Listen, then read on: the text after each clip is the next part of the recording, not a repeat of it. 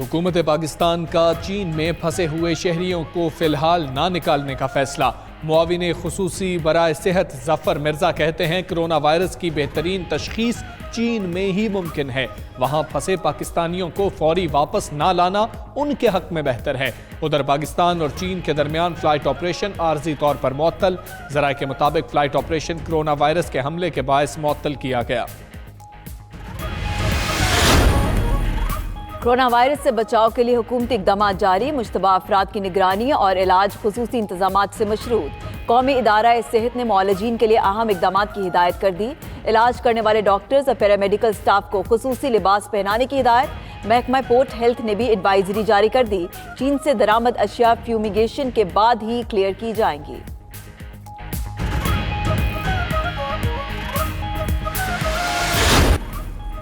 امریکی نمائندہ خصوصی زلمے خلیل زاد اسلام آباد پہنچ گئے۔ ذرائع کے مطابق زلمے خلیل زاد ایک روزہ دورے پر پاکستان پہنچے ہیں۔ امریکی نمائندہ خصوصی اعلیٰ سیاسی اور عسکری حکام سے ملاقاتیں کریں گے، افغان امن عمل پر پیش رفت سے متعلق آگاہ کریں گے۔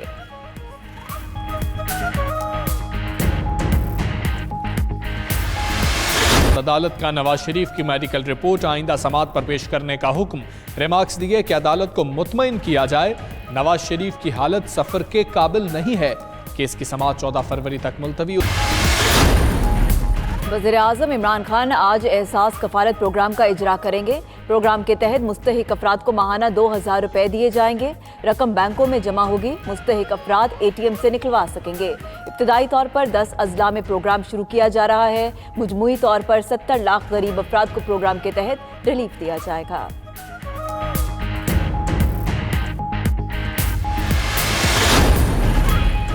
اوگرا کی پیٹرول 6 پیسے سستا اور ہائی سپیڈ ڈیزل 2 روپے 47 پیسے فی لیٹر مہنگا کرنے کی سفارش۔ لائٹ ڈیزل کی قیمت میں 1 روپیہ 10 پیسے اضافہ، مٹی کے تیل کے نرخ میں 66 پیسے لیٹر کمی کرنے کی تجویز۔ اوگرا کی سمری پر حکومت حتمی فیصلہ آج کرے گی۔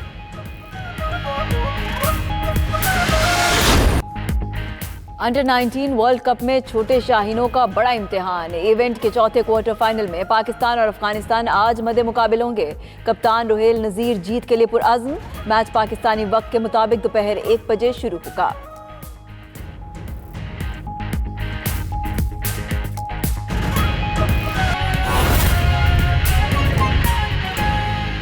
ناظرین، سردی ہو اور کھانے کو مل جائے گرما گرم گاجر کا حلوہ تو مزہ ہی آ جاتا ہے۔ گجریلا سردیوں کی بہترین سوغات ہے۔ آئیے دیکھتے ہیں راحیل حسن کی رپورٹ۔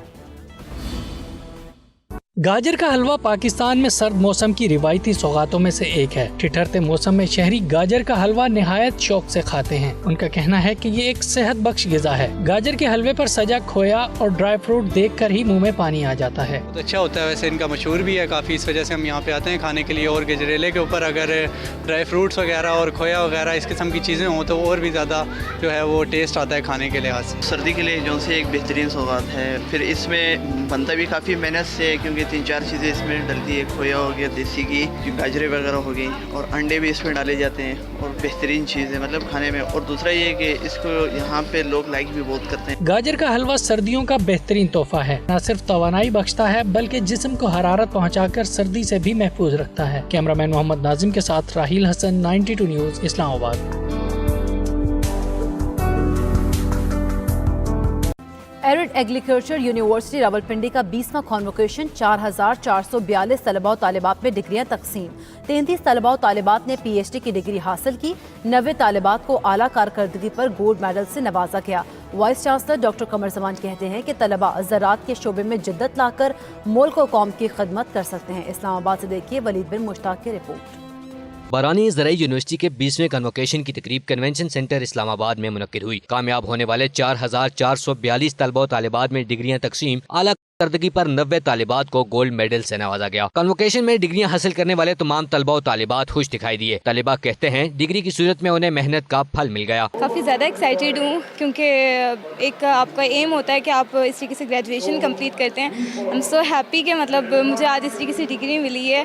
BBA آنرس کی ڈگری کی ہے، اور آئی تھنک یہ بہت موسٹلی اویٹڈ مومنٹس تھے ہماری لائف کے کہ آج فائنلی ہمیں ڈگری مل گئی ہے۔ کنوکیشن کے دوران PhD کی ڈگری مکمل کرنے والے 33 طلباء و طالبات نے کریڈٹ اساتذہ اساتذہ اور والدین کے نام کیا، جبکہ والدین بھی بچوں کی تعلیم مکمل ہونے پر خوش دکھائی دیے۔ سب سے پہلے تو یہ کہ اللہ کا بڑا احسان ہے، ماں باپ کی دعائیں ہیں جس کی وجہ سے مجھے یہ کمپلیٹڈ مائی ڈگری۔ یہ اللہ کا لاکھ لاکھ شکر ہے کہ ہمارے بیٹے نے یہ ڈگری حاصل کی ہے، MBA کیا ہے HRM میں، اور یہ سارے ہمارے پاکستان کے بچے ہیں اور سب کو ہم مبارکباد دیتے ہیں، اور ہماری یہ دعا ہے کہ پاکستان میں یہ تعلیم سے پھلیں پھولیں اور پاکستان اسی طرح ترقی کرتا رہے۔ برانی زرعی یونیورسٹی کے vice chancellor doctor Qamar Zaman کا کہنا تھا، نوجوان ہمارا اثاثہ ہیں، طلبہ محنت کر کے زراعت کے شعبے میں نام بنا سکتے ہیں۔ کیمرہ مین عمران چودھری کے ساتھ ولید بن مشتاق، 92 نیوز، اسلام آباد۔ تحقین کی امداد سے مستفید ہونے والے افسران پکڑ میں، بے نظیر انکم سپورٹ پروگرام کی امداد دینے والے افسران کے خلاف کارروائی کا آغاز کر دیا گیا۔ ذرائع کے مطابق امداد لینے والے BISP کے گریڈ 17 کے 4 افسران ملازمت سے برطرف۔ FIA نے BISP سے پیسے بٹورنے والے افسران کے خلاف انکوائری کی جامع حکمت عملی مرتب کر لی۔ اسی پر بات کرتے حسین احمد ہمارے ساتھ موجود ہیں۔ حسین احمد، بتائیے گا افسران پر الزامات کیا ہیں اور اب کیا کارروائی کی جا رہی ہے؟ جی بالکل، بے نظیر انکم سپورٹ پروگرام سے پیسے بٹورنے والے افسران کے خلاف انکوائری کی جامع حکمت عملی جو ہے وہ FIA نے مرتب کر لی ہے، اور ذرائع کا یہ کہنا ہے کہ پروگرام سے مستفید افسران کے خلاف تحقیقات جو ہے وہ 2 حصوں میں کی جائے گی۔ پہلے حصے میں پروگرام سے براہ راست خود مستفید ہونے والے افسران کے خلاف کارروائی کی جائے گی، جبکہ ذرائع کا یہ کہنا ہے کہ دوسرے مرحلے میں افسران سہولت دینے والے BSP افسران کے خلاف جو ہے وہ کارروائی کا آغاز ہوگا۔ اس سلسلے میں FIA نے پنجاب، سندھ، بلوچستان، گلگت بلتستان اور KP کے جو زون ہیں ان کو خصوصی ہدایات جو ہے وہ جاری کر دیے گئے ہیں، اور ذرائع کا یہ کہنا ہے کہ FIA زون کو متعلقہ افسران کی تفصیلات جو ہے وہ فراہم کر دی گئی ہیں، اور FIA نے نادرا کو family tree, bio matric, profession سے متعلق ڈیٹا تک رسائی مانگ لی ہے، اور اس سے پہلے 4 افسران جو ہے وہ ملازمت سے برطرف ہو گئے ہیں جو کہ گریڈ 17 سے تھی۔ جی بہت شکریہ حسین احمد، آپ ہمیں اپڈیٹ کر رہے تھے۔ اورنج لائن میٹرو ٹرین سمیت غیر ملکی فنڈنگ سے شروع ہونے والے 21 منصوبوں میں اربوں کی کرپشن کا انکشاف ہوا ہے۔ World bank, Asian development bank, China exam bank اور جائکا لون سمیت غیر ملکی فنڈ سے شروع کیے جانے والے منصوبوں میں 2 بلین سے زائد کی کرپشن ہوئی۔ آڈٹ رپورٹ 2018-19 نے کچا چھٹا کھول دیا ہے۔ اسی پر بات کرتے ہیں، شاہد چودھری ہمارے ساتھ موجود ہے۔ شاہد چودھری، بتائیے گا ان انکشافات کے بارے میں۔ جی بالکل، پنجاب میں کرپشن کی داستانوں نے غیر ملکیوں کو بھی جو ہے وہ حیران کر دیا ہے۔ اورنج لائن میٹرو ٹرین سمیت غیر ملکی فنڈنگ سے شروع ہونے والے 21 منصوبوں میں اربوں روپے کی کرپشن منظر عام پر آئی ہے۔ اس حوالے سے جو رپورٹ پنجاب اسمبلی کے اندر جمع کروائی گئی ہے اس کے اندر جو ہے آڈٹ رپورٹ کے اندر یہ تمام چیزیں منظر عام پر آئی ہیں۔ World bank, Asian development bank, China exam bank اور اس کے سمیت غیر ملکی فنڈ سے شروع کیے جانے والے منصوبوں میں 2 بلین سے زائد کی کرپشن ہوئی۔ آڈٹ رپورٹ 2018-19 نے لیگی دور میں کیے جانے والے معاہدوں کا کچا چٹا جو ہے وہ بھی کھول دیا ہے۔ 21 منصوبوں کے لیے غیر ملکی بینکوں اور فرموں نے پنجاب حکومت کو 10 ارب سے زائد کے جو ہے وہ فنڈ جاری کیے تھے۔ آڈٹ رپورٹ میں اس بات کا بھی انکشاف کیا گیا، غیر ملکی فنڈ میں سے 2 ارب 29 کروڑ 30 لاکھ 94 ہزار روپے کی خرد برد جو ہے آڈٹ رپورٹ کے اندر سامنے آئی ہے۔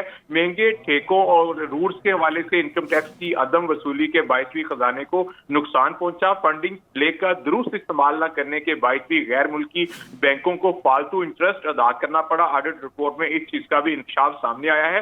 غیر ملکی فنڈ جو ہیں منصوبوں میں ٹرانسپورٹ، آبپاشی، انرجی اور سیاحت سے متعلقہ منصوبے جو ہیں۔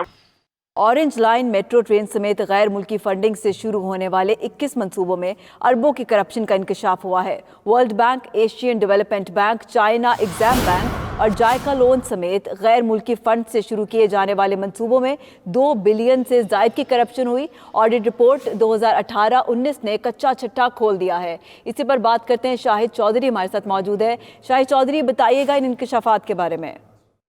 جی بالکل، پنجاب میں کرپشن کی داستانوں نے غیر ملکیوں کو بھی جو ہے وہ حیران کر دیا ہے۔ اورنج لائن میٹرو ٹرین سمیت غیر ملکی فنڈنگ سے شروع ہونے والے 21 منصوبوں میں اربوں روپے کی کرپشن منظر عام پر آئی ہے۔ اس حوالے سے جو رپورٹ پنجاب اسمبلی کے اندر جمع کروائی گئی ہے اس کے اندر جو ہے آڈٹ رپورٹ کے اندر یہ تمام چیزیں منظر عام پر آئی ہیں۔ World bank, Asian development bank, China exam bank اور اس کے سمیت غیر ملکی فنڈ سے شروع کیے جانے والے منصوبوں میں 2 بلین سے زائد کی کرپشن ہوئی۔ آڈٹ رپورٹ 2018-19 इसने लीगी दौर में किए जाने वाले मुआहदों का कच्चा चिट्ठा जो है वो भी खोल दिया है। 21 मंसूबों के लिए गैर मुल्की बैंकों और फर्मों ने पंजाब हुकूमत को 10 अरब से जायद के जो है वो फंड जारी किए थे। ऑडिट रिपोर्ट में इस बात का भी इंकशाफ किया गया। गैर मुल्की फंड में से 2 अरब 29 करोड़ 30 लाख 94 हजार रुपए की खुर्द-बुर्द जो है ऑडिट रिपोर्ट के अंदर सामने आई है। महंगे ठेकों और रूट्स के हवाले से इनकम टैक्स की अदम वसूली के बायस भी खजाने को नुकसान पहुंचा। फंडिंग लेकर दुरुस्त इस्तेमाल न करने के बायस भी गैर मुल्की बैंकों को फालतू इंटरेस्ट अदा करना पड़ा। ऑडिट रिपोर्ट में इस चीज का भी इंकशाफ सामने आया है। गैर मुल्की फंड जो है मंसूबों में ट्रांसपोर्ट, आबादी, एनर्जी और सियाहत से मुतल्लिका मंसूबे जो हैं वो शामिल हैं। जी, बड़े पैमाने पर खुद बुद सामने आई है। बहुत शुक्रिया, आप हमें अपडेट कर रहे थे।